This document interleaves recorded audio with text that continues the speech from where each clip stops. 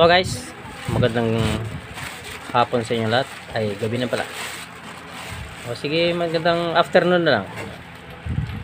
Ayan guys, dumating na yung parcel ko na in-order ko sa TikTok. Ito ay ayan guys.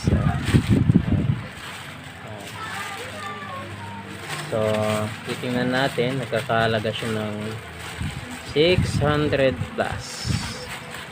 Ito ay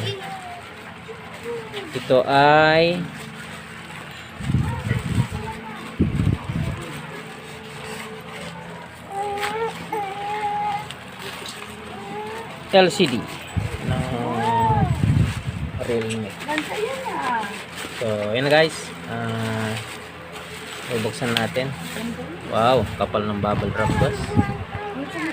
Legit. Ito ang maganda. Bubble wrap. Class A. Oh, see? Oh.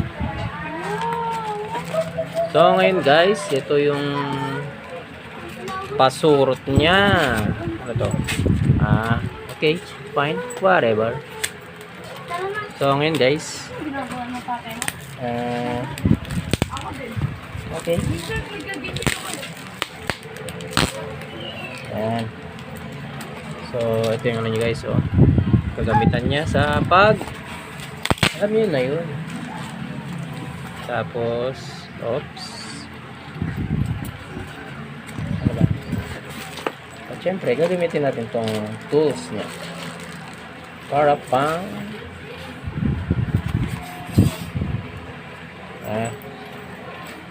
ay, sorry.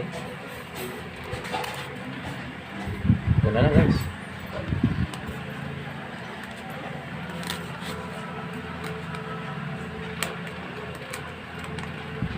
Yan.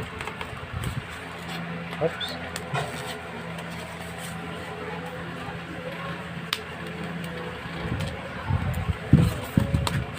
Yan.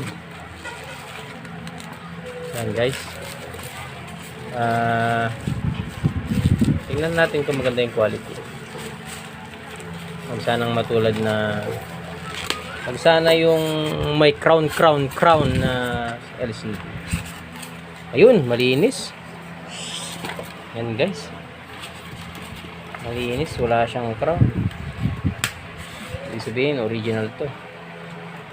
Tanggalin natin ito. Yan guys, oh. Wala siyang crown. Focus natin. Ito guys, pag ganitong clear, wala siya yung tatak na tawag dito. Dito, wala siyang tatak dito sa paper. Tulad ng crown, tapos istas niya. Maganda yan.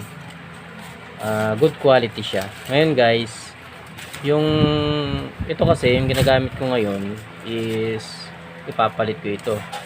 Dahil itong nabili ko is meron siyang crown.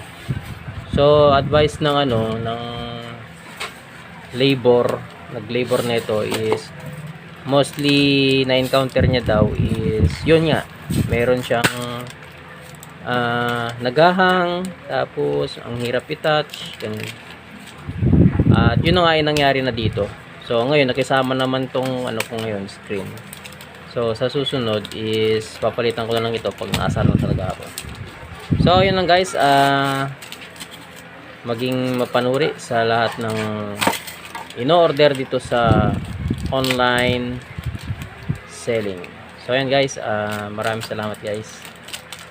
So, yun lang guys. Paki-advise na lang din yung mga supplier na huwag sana yung may crown. So, yun guys, share ko lang yung experience ko guys. And sa mga bago pa dyan guys, please like and share. Kahit like lang guys, okay na. Thank you very much. And yun na. Bye bye.